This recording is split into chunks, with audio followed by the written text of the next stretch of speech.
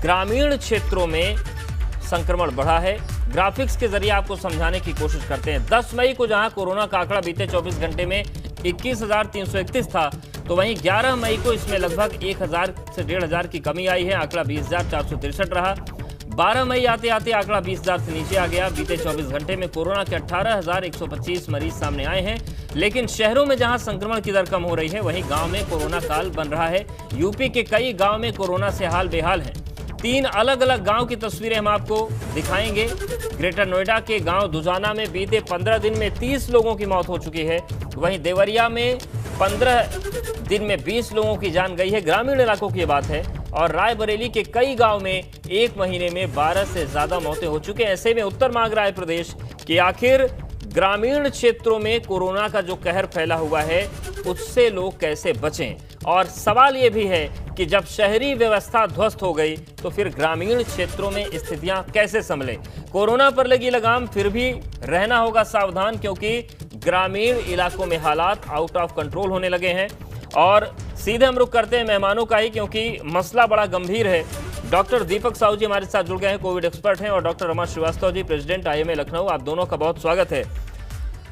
Doctor Rama Srivastava ji, सबसे पहले आपके पास आ रहे हैं। जिस तरीके की स्थितियां बनी हुई हैं, शहरी क्षेत्रों के हालात हमने देख लिए कि बेड नहीं मिल पा रहा, ऑक्सीजन नहीं मिल पा रहे। हालांकि पहले से स्थिति काफी बेहतर हुई है, लेकिन ग्रामीण क्षेत्रों की बात करें तो वहां की जमीनी हकीकत तो यही है कि शहर तक पहुंचने के लिए गाड़ी नहीं मिल पाती। इमरजेंसी आ जाए तो स्थितियां क्या है वो सबको पता है। ग्रामीण क्षेत्र को कैसे बचाया जाए, क्या वहां बहुत ज्यादा चुनौती है? हाँ, आपने सारी बातें बिल्कुल सही समय पर और सही तरीके से उठाई हैं। लेकिन गांव की सबसे बड़ी समस्या कम्युनिकेशन की भी है। हम लोगों को सरकार की तरफ से PHC और CHC पर दवाइयों की, चिकित्सा संसाधनों की और डॉक्टर्स एंड पैरामेडिकल स्टाफ को डिप्यूट तो करना ही पड़ेगा, क्योंकि जो भी नियर बाई विलेजेस हैं और जहां संक्रमण हो रहा है, उनकी समस्याओं का समाधान तो तभी हो सकता है जब उनको चिकित्सा सुविधाएं मिलें। और वो घर घर में तो मिलना संभव नहीं है, क्योंकि 80% लोग ठीक हो जाएंगे, ये भी सच है। लेकिन जो 20% लोगों में अगर 5% लोगों को भी ज़रूरत पड़ती है हॉस्पिटल सपोर्ट की, चाहे वो L2 हो या L3 हो, तो वहाँ तक उनको पहुँचाना तो जिम्मेदारी बनती है। तो मेरा ख्याल ये है कि गांव-गांव में मुनादी जैसे पहले कराई जाती थी, उस तरह से करा के एडवर्टाइज किया जाए कि कहाँ पे किस मरीज को क्या लक्षण होंगे, तो उसे किस चिकित्सा संस्था में पहुंचाया जाए और कैसे पहुंचाया जाए। ये तो गांव में जो भी टेम्पो उपलब्ध है या गाड़ियां उपलब्ध हैं, मोटरसाइकिल्स यूजुअली लोगों के पास होती हैं, तो उनको पहुंचाना तो पड़ेगा ही। घर में बैठे रहने से तो सीरियस पेशेंट्स का इलाज नहीं हो सकता। अब ये एक अच्छी बात है कि आफ्टर लॉकडाउन हम लोग ये देख रहे हैं कि संक्रमण अर्बन पॉपुलेशन में घटा है, लेकिन गांव में जो बिल्कुल गांव में बढ़ रहा है, ये एक बड़ी चिंता है। और इसीलिए विषय हम लेकर आए हैं कि समझे कि आखिर गांव को कैसे बचाया जाए। कुछ गांव की तस्वीर भी दिखा देते हैं कि किस तरीके के हालात बन रहे हैं। फिर हम चाहे बात करें ग्रेटर नोएडा की, जहां पर बड़ी संख्या में मौतें हो गई। पूर्वी उत्तर प्रदेश के कुछ जिले हैं, वहां पर भी मौतें हो रही हैं। तो गाँव दुजाना है ग्रेटर नोएडा का, जहाँ पर 15 दिन में 30 मौत हो चुकी हैं। वहीं अगर हम बात करें तो 15 दिन में 20 मौतों वाला भी गांव है देवरिया में, जहां पर बुरी तरीके से संक्रमण फैल चुका है। वहीं रायबरेली की बात करें तो कई गांव ऐसे हैं जहां पर महीने भर में 12 से ज़्यादा लोगों की मौत हो चुकी है। और सवाल ऐसे में यही है कि आखिर कैसे इन गांवों को संक्रमण से बचाया जाए। केवल 3 गाँव की कहानियाँ हैं, हालात लगभग सब जगह ऐसे ही हैं। और ऐसे में सवाल गंभीर होता है कि जब शहरी क्षेत्र में कोरोना पर काबू करने में इतनी मुश्किल हुई, तो फिर ग्रामीण क्षेत्रों को कैसे बचाया जाए। डॉक्टर दीपक साहू जी हमारे साथ बने हुए कोविड एक्सपर्ट हैं। डॉक्टर दीपक साहू जी, जैसा कि डॉक्टर रमा जी ने कहा कि तमाम चुनौतियां, चाहे कम्युनिकेशन की बात करें, चाहे CHC PHC में डॉक्टर्स की तैनाती की बात करें, बहुत सारी चुनौतियां हैं। जागरूकता का भी अभाव है। वहाँ पर जो झोला छाप डॉक्टर हैं उनसे इलाज करवाना, या फिर उनसे काम न बने तो झाड़ फूक के चक्कर में पड़ना, बहुत सारी दिक्कतें ग्रामीण क्षेत्रों में आती हैं। कोरोना से कैसे बचाया जाए, क्योंकि गांव के गांव तबाह हो जाएंगे अगर वक्त रहते नहीं संभले तो। देखिए, गांव में देखो चिकित्सा अगर हम देखें तो वो बहुत कमजोर है। अगर हम बात करें, आपने बोला कि झोला छाप डॉक्टर जो भी है, तो उनसे कुछ एक सेटिस्फैक्ट्री नहीं हो पाती ट्रीटमेंट की। तो कुछ डॉक्टर जो हैं सिम्टम्स को बेस को आइडेंटिफाई नहीं कर पाते, जिसके कारण से क्या है वो चीज बढ़ भी सकती है और बढ़ने के साथ से डेथ रेट भी इंक्रीज कर सकता है। तो एक खतरनाक अवस्था भी उसमें देखने को मिल सकती है। तो वहां पर या तो एक क्वालिफिकेशन डॉक्टर की मतलब पोस्टेड किया जाए, जिससे वहाँ के लोगों को अच्छे से ट्रीटमेंट मिल सके और कोविड जो है उस पर संक्रमण जो जितना हो रहा है उस पर कंट्रोल पाया जा सके। नहीं तो डेथ रेट बहुत ज्यादा होगा अगर गांव में अगर ये फैलता है तो। बिल्कुल। डॉक्टर रमन श्रीवास्तव जी, एक सवाल और भी है कि बहुत सारी दुश्वारियां हैं, हालांकि सरकार ने कोशिश शुरू की है, गांव-गांव जाकर सैंपलिंग करवाई जा रही है, लेकिन उसमें भी शिकायतें आ रही कि ठीक से नहीं हो रही। लेकिन अगर कोई व्यक्ति बीमार होता है गांव में, वो क्या कर सकता है फौरी तौर पर, जहां पर इलाज की दिक्कत है, वो शहर तक पहुंचने में देरी हो रही है या और कोई दिक्कत आ रही है, कि किस तरीके से जान बचाए, वो प्राथमिक स्तर पर क्या करे? देखिए, अगर किसी व्यक्ति को बुखार आ रहा है, उसे खांसी आ रही है, सांस लेने में तकलीफ है, तो इन चीज़ों को छुपाना नहीं है। आइसोलेशन की समस्या तो होगी वहाँ, और टेस्ट की भी समस्या है। इतनी जल्दी तो सारे मरीजों के RT-PCR होना संभव नहीं है। जनसंख्या हम लोगों की बहुत ज़्यादा है और चिकित्सा सुविधाओं तथा चिकित्सकों की भी लगातार कमी हो रही है, क्योंकि डॉक्टर्स बहुत सारे इन्फेक्ट हो रहे हैं, बहुत सारों की डेथ हो रही है, पैरामेडिकल स्टाफ हमारा आइसोलेशन में चला जा रहा है। तो इसलिए मेरा सुझाव ये रहेगा कि जो होम्योपैथिक और आयुर्वेदिक के ग्रेजुएट्स हैं, जो लोग already basics of medical sciences जानते हैं, उन लोगों की सहायता से गांव-गांव में इलाज हो सकता है प्राइमरी स्टेज का। वो लोग जो दवाइयों का प्रोटोकॉल बना हुआ है कि बुखार आने पे एक एंटीबायोटिक एजिथ्रोमाइसिन या पैरासीटामोल ये देना है, या जिन लोगों को एंटीवायरल देना है, तो ये दवाइयाँ PHC पे या जो भी निकटतम चिकित्सा सुविधा का प्लेस है वहाँ पे उपलब्ध होनी चाहिए। और मरीज तक पहुँचाने वाले लोग अगर मेडिकल डिपार्टमेंट के नहीं जा पाते हैं, तो वहाँ के जो भी युवा वर्ग है, जो थोड़ा भी पढ़ा लिखा है और जो समझ सकता है दवाइयों की डोज वगैरह, तो वो जगह जगह मोबाइल पे भेजा जा रहा है। सरकार इसको एडवर्टाइज कर रही है। तो दवाइयाँ लेने में परहेज न करें, चाहे जैसे भी हो, इसकी व्यवस्था करनी ही होगी और गांव वालों को मिलकर करना होगा। अगर उन तक चिकित्सा सुविधाएं आसानी से नहीं पहुंच रही हैं, तो जो युवा वर्ग है, जो सेफ, यानी कि ये कह सकते हैं कि ये वो दौर है जब असल में जो ग्राम प्रधान होते हैं, जो ग्राम सचिव होते हैं, उनको अपनी जिम्मेदारी निभाने का एक बड़ा मौका मिला है और वो इन गांवों को बचा सकते हैं, क्योंकि हेल्थ सिस्टम हमारा इतना बड़ा नहीं है कि गांव तक डॉक्टर पहुंच जाएं और सबको एक एक व्यक्ति को टेस्ट किया जा सके। जी बिल्कुल सही। बिल्कुल। डॉक्टर दीपक साहू जी, जैसा कि डॉक्टर रमन जी बता रही हैं कि युवाओं को आगे आना होगा, वो समझ रखते हैं, अगर समझ सकते हैं डोजेस को तो वो मदद करें। मतलब अगर ग्रामीण स्तर को हमें बचाना है, ग्रामीण इलाके को बचाना है, तो सामाजिक जिम्मेदारी लोगों को निभानी होगी, ये हम समझे इसको।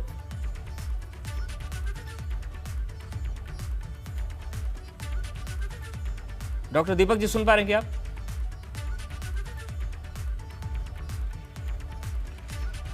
डॉक्टर दीपक जी सुन पा रहे हैं कि आवाज आ रही है आपको? हाँ जी रिपीट करिए सर, क्या कह रहे थे? मेरा सवाल ये था कि अगर ग्रामीण इलाकों को कोरोना के कहर से बचाना है, तो फिर चाहे वो ग्राम प्रधान हो, ग्राम सचिव हो, पंच हो, या सामाजिक स्तर पर जो पढ़े लिखे युवा हैं वहां पर, इन सब को आगे आकर अपनी भूमिका निभानी होगी, तभी गांव बच पाएंगे। हाँ देखिए, कोविड-19 जो है एक हाईली इन्फेक्शियस कम्युनिकेबल डिजीज है, तो इसके लिए हमें टीम वर्क करना बहुत जरूरी है। और टीम से हम जब पूरा उसको समझाएंगे, क्योंकि ग्रामीण लोगों में थोड़े लोग अशिक्षित होते हैं, जिसके कारण से वहाँ चीज समझ नहीं पाते, तो वहां पर हमें जाकर इसमें ग्राम पंचायत हो, ग्राम सभा हो, जो भी वहाँ के सरपंच प्रधान जो भी हैं, सबको मिलकर लोगों को बताना है कि कोविड-19 से कैसे तो बचा जाए, और उसके सैनिटाइजर, सोशल डिस्टेंसिंग और मास्क का पूरा बताना है कि इससे कितने तो फायदे हैं और कैसे कैसे हम इसको लगाने से कोविड-19 से बच पाएंगे। साथ में कुछ पोस्टर्स हमें गाँव में लगाने हैं, तो इसकी वजह से जो लोग हैं पढ़ेंगे तो उस चीज को समझेंगे, सोशल डिस्टेंसिंग, मास्क, सैनिटाइजिंग को फॉलो करेंगे, और अर्ली अगर सिम्टम उनमें आते भी हैं तो उन्हें हमें बताना पड़ेगा कि इस तरह से अगर कोई सिम्टम आता है तो तुरंत आपको टेस्टिंग करानी है, और जब वहां पर हम अर्ली टेस्टिंग कर लेंगे तो उसको ट्रीटमेंट भी अच्छे से दे पाएंगे, जिसकी वजह से गाँव में जो केसेस जो कंट्रोल हम कर पाएंगे। और सभी को इसमें वहाँ के स्कूल जो टीचर्स हैं उसको भी हम साथ में ले सकते हैं, गवर्नमेंट टीचर्स जो है, तो उनको समझाया जाए वहाँ के लोगों को कि अगर फीवर आता है तो आपको तुरंत जाना है, CHC, PSC, डिस्पेंसरी जो भी हो, सभी वहाँ पे जाएं और अर्ली टेस्टिंग कराएं, जिससे डिटेक्शन हो सके और ट्रीटमेंट जल्दी से जल्दी लेके इस चीज को कंट्रोल में लाया जा सके। जी, और डॉक्टर रमन जी, एक चीज़ और आपसे समझना चाहेंगे कि अभी तक जो शहरी इलाकों की स्थिति थी वहाँ पर स्टाफ की भारी कमी हो गई, क्योंकि बहुत सारे डॉक्टर्स ऐसे थे, पैरामेडिकल स्टाफ थे जिनको खुद कोरोना हो गया, कोरोना से ठीक हुए फिर से मैदान में उतरे, बहुत सारे लोगों को 2-2 बार हो गया। क्या कोई ऐसी योजना सरकार की तरफ से, आप लोगों की तरफ से बनी है कि कैसे गांव को बचाया जाए? क्योंकि इंफ्रास्ट्रक्चर की भी दिक्कत है, इतने डॉक्टर्स भी नहीं है, इतने स्टाफ भी नहीं है, और गाँवों में अगर ये बुरी तरीके से फैला तो फिर डेथ रेट तो बहुत ज़्यादा बढ़ जाएगा। सबसे ज़रूरी तो प्रिकॉशन है, and precaution is always better than cure.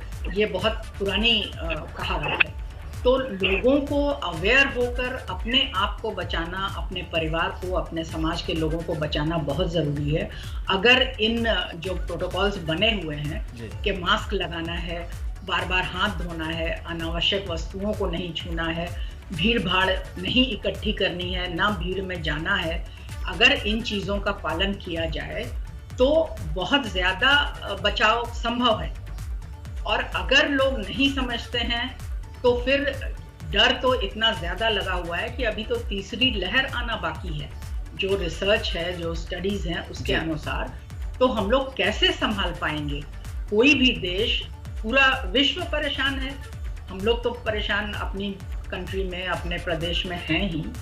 तो ये बताना बहुत ज़रूरी है कि अपना बचाव करें, और शुरुआती लक्षण जब हों, इसे देखिए हम लोगों ने 3 हफ्ते में बांटा है। ये बीमारी नेगेटिव होते होते 14 से 21 दिन का एवरेज टाइम लग जाता है। पहले हफ्ते में अगर ज़रा भी लक्षण दिखाई देते हैं और मरीज़ दवाइयाँ लेना शुरू कर देता है तो बहुत सारी परेशानियों से बच सकता है। जो इंटेंसिटी ऑफ डिजीज़ है वो काफ़ी कम हो सकती है, उसे हॉस्पिटलाइज होना नहीं पड़ेगा, इसकी संभावना है। सेकेंड वीक में डॉक्टर्स का रोल होता है, क्योंकि सेकेंड वीक में मरीज को ऑक्सीजन की ज़रूरत पड़ सकती है, जब SpO2 लेवल कम होता है, या बुखार में आराम नहीं आ रहा है, या सांस की तकलीफ बढ़ गई है। इन चीज़ों में उसे हॉस्पिटलाइज करना पड़ता है, तो डॉक्टर्स एंड स्टाफ सारी सुविधाएं देता है।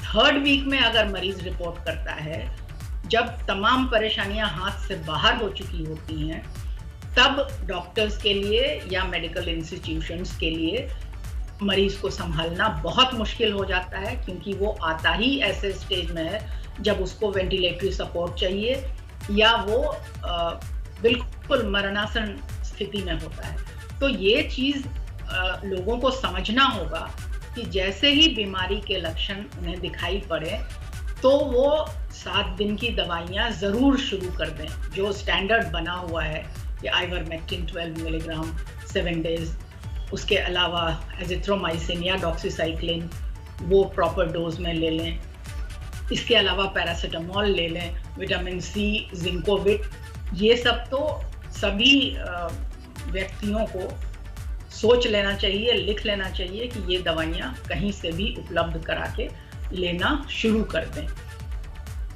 तभी हम लोग L3 का लेवल घटा सकते हैं कि L3 में हमारे कम से कम मरीज भर्ती होने की नौबत आए जी। नहीं तो गांव को संभालना तो बेहद मुश्किल हो जाएगा, ये हम सब जानते हैं। क्योंकि बिल्कुल, और इन आशंकाओं को पंचायत चुनाव ने और बल दे दिया। पंचायत चुनाव के जो बाद जो हालात बने हैं उसके बाद क्या स्थितियां बनी है, इसी की पड़ताल आज एबीपी गंगा शाम 4 बजे करने जा रहा है। यहां पर वक्त एक ब्रेक का है, लेकिन आपको बता दें कि एबीपी गंगा पर आज शाम 4 बजे जरूर देखिए गांव में कोरोना के मौजूदा हालात की सबसे बड़ी पड़ताल। 75 जिले के 150 गांव से हम सीधे ग्राम प्रधान से बात करेंगे, कोरोना के कोहराम का सच बयां करेंगे। गांव में इतनी बड़ी कवरेज आपने एक समय पर एक साथ नहीं देखी होगी। एबीपी गंगा का मिशन है कि हम गांव-गांव के हालात का पूरा सच सामने लाएं। संकट के इस दौर में एबीपी गंगा के संवाददाता सैकड़ों गांव में पहुंचे हैं और वहां की ग्राउंड रिपोर्ट लेकर हम आपके सामने शाम 4 बजे आ रहे हैं। पूरी जमीनी हकीकत देखिए खास शो गांव-गांव गंगा में। यहां पर वक्त एक बहुत छोटे से ब्रेक का है। दोनों डॉक्टर्स हमारे साथ बने हुए हैं। वापस आएंगे तो जानेंगे कि गांव में और क्या क्या एहतियात बरती जाए जिससे हमारे गांव कोरोना के कहर से बच पाए। फौरन हाजिर होते हैं। बलिया से बागपत तक, लखीमपुर से ललितपुर तक, कोरोना काल में पहली बार यूपी के 150 गांवों की सबसे भरोसेमंद पड़ता। कोरोना कैसे बना जी का जंजाल। एबीपी गंगा पर देखिए गांव का हाल। गांव गांव गंगा शाम 4 बजे से लगातार। क्या आप दुबले पतले कमजोर हैं, आपकी सेहत नहीं बनती, भूख कम लगती है, वजन नहीं बढ़ता? दरअसल मेन बात खाना पीना खाना नहीं है, मेन बात है खाया पिया लगना। और अगर खाया पिया लगेगा ही नहीं तो सेहत बनेगी कैसे? इसलिए हमारी संस्था सन्यासी आयुर्वेदा ने एक ऐसी दवा बनाई है जो कि आपके पाचन तंत्र को, आपके लीवर सिस्टम को ठीक करने का काम करती है, ताकि आप जो भी खाएं उसका पूरे का पूरा निचोड़ आपके शरीर को लगे, आपकी भूख बढ़े, खाया पिया सही से लगे, नया खून बने, हड्डियों में जान आए, वजन बढ़े, ताकत बढ़े, चेहरे पर नूर आए और आप मोटे तगड़े खूबसूरत पर्सनैलिटी के मालिक बन जाएं। यह दवा पूरी तरह से आयुर्वेदिक होती है। इसका शरीर पर कोई भी साइड इफेक्ट, कोई भी नुकसान या दुष्प्रभाव नहीं होता। लड़के लड़कियां दोनों इसका इस्तेमाल कर सकते हैं और पहले 15 दिन के अंदर ही आपको इसका असर महसूस हो जाएगा। सिर्फ 650 रुपए की पूरे 1 महीने की दवा होती है और आप इसे घर बैठे 01145454545 पर फोन करके दवा मंगवा सकते हैं। हार्ट, कोलेस्ट्रोल, मोटापा व डायबिटीज के रोगियों के लिए सर्वश्रेष्ठ है Patanjali physically refined rice brown oil व कच्ची घानी शुद्ध सरसों तेल।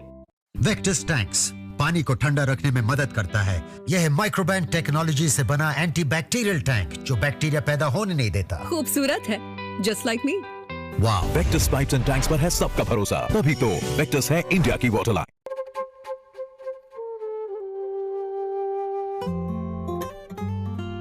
हर पल है वेलकम, हर दिल यहाँ। जिंदगी का टेस्ट बदलता है जब इंडिया घुलता मिलता है। रूह अफ़ज़ा, घुल के जियो। अब 10 रुपए में रूह अफ़ज़ा सैशे लीजिए, क्विक रिचार्ज। फसलों की जान फ्यूराडान, वर्षों से किसानों की नंबर 1 पसंद। फ्यूराडान फ्यूराडान फ्यूराडान आपके नजदीकी विक्रेता के यहाँ उपलब्ध है। मेरी गोली से बचने के लिए तुझे बार बार खुशकिस्मत होना पड़ेगा और मुझे सिर्फ एक बार। तो फिर देखते हैं आज किस्मत तुझ पे एक बार मेहरबान होती है या मेरे हिस्से के मौका में है। अभी एक मौका बाकी है। देखिए Mumbai saga Amazon prime video पर। तो चीज बड़ी मस्त मस्त। स्लूपी नूडल्स, टेस्ट है मस्त तो खाओगे जबरदस्त। सियासत वो जिसका आपसे सरोकार हो, सिस्टम वो जो आपके लिए जिम्मेदार हो, खबर वो जो आपके लिए असरदार हो, सच की उम्मीद जगाने वाली खबर, हक के लिए हौसला बढ़ाने वाली खबर। सुनो यूपी, रोज सुबह 9 बजे और शाम 7 बजे सिर्फ एबीपी गंगा पर।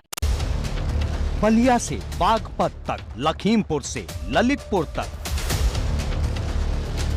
कोरोना काल में पहली बार यूपी के 150 गांवों की सबसे भरोसेमंद पड़ता।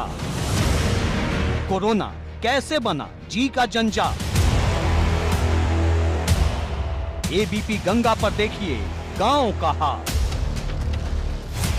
गांव गांव गंगा, शाम 4 बजे से लगातार।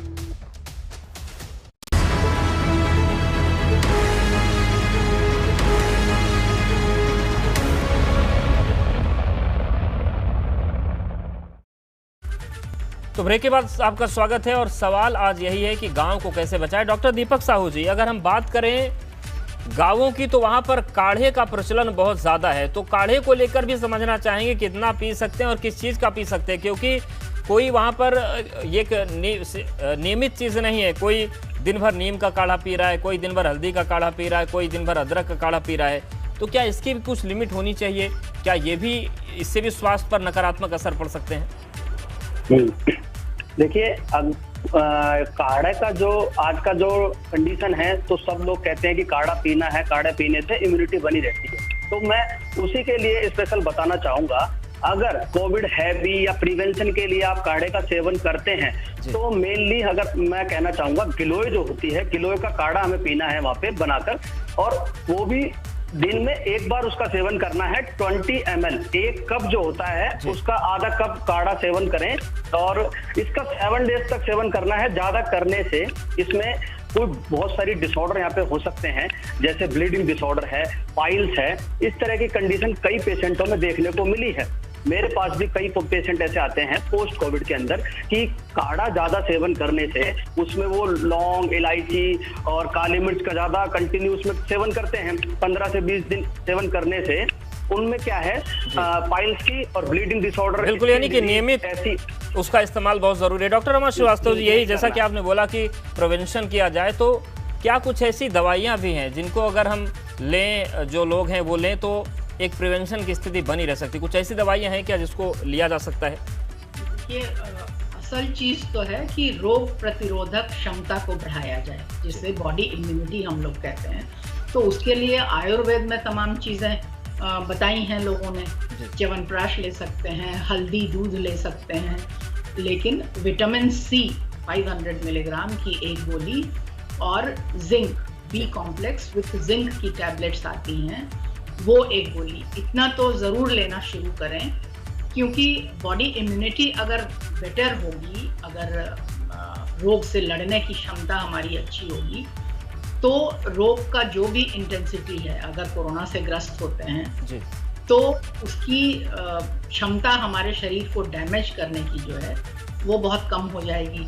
प्राणायाम और योगासन का भी बहुत रोल है, क्योंकि लंग्स को कोरोना बहुत ज़्यादा इफेक्ट करता है। तो लंग्स का एक्सरसाइज, खुली हवा में विचरना, सांस लेना, प्राणायाम करना, डीप ब्रीदिंग है, इन चीज़ों का रोल तो ज़रूर है। तो इसे तो डेली प्रैक्टिस में हर व्यक्ति को बिल्कुल, और उम्मीद करते हैं कि जो भी दर्शक हैं जो सुन रहे हैं वो ज़रूर इसे डेली प्रैक्टिस में लाएंगे, क्योंकि आप बचाव कर लेंगे वो स्थिति ज़्यादा अच्छी होगी। आप दोनों को बहुत धन्यवाद हमारे साथ जुड़ने के लिए और इतनी महत्वपूर्ण जानकारी देने के लिए कि कैसे कोरोना से होने से पहले हम बचाव कर सकते हैं। तो उत्तर मांगे प्रदेश फिलहाल इतना है, लेकिन आपको याद दिला दें कि एबीपी गंगा पर आज शाम 4 बजे जरूर देखिए गांव में कोरोना के मौजूदा हाल की सबसे बड़ी पड़ताल। 75 जिले के 150 गांव से सीधे ग्राम प्रधान कोरोना के कोहराम का सच बयां करेंगे। गांव में इतनी बड़ी कवरेज आपने एक समय पर एक साथ नहीं देखी होगी। एबीपी गंगा का मिशन है कि हम गांव-गांव के हालात का पूरा सच सामने लाएं। संकट के इस दौर में एबीपी गंगा के संवाददाता सैकड़ों गांव में पहुंच रहे हैं। वहां की ग्राउंड रिपोर्ट लेकर हम आपके सामने शाम 4 बजे आ रहे हैं। पूरी जमीनी हकीकत देखिए, खास शो गांव-गांव गंगा में। तो बने रहिए हमारे साथ, देखते रहिए एबीपी गंगा और 4 बजे का वक्त मत भूलिएगा। गांव की पड़ताल हम आपको दिखाने जा रहे हैं। बलिया से बागपत तक, लखीमपुर से ललितपुर तक, कोरोना काल में पहली बार यूपी के 150 गांवों की सबसे भरोसेमंद वार्ता। कोरोना कैसे बना जी का जंजाल। एबीपी गंगा पर देखिए गांव का हाल। गांव गांव गंगा, शाम 4 बजे से लगातार।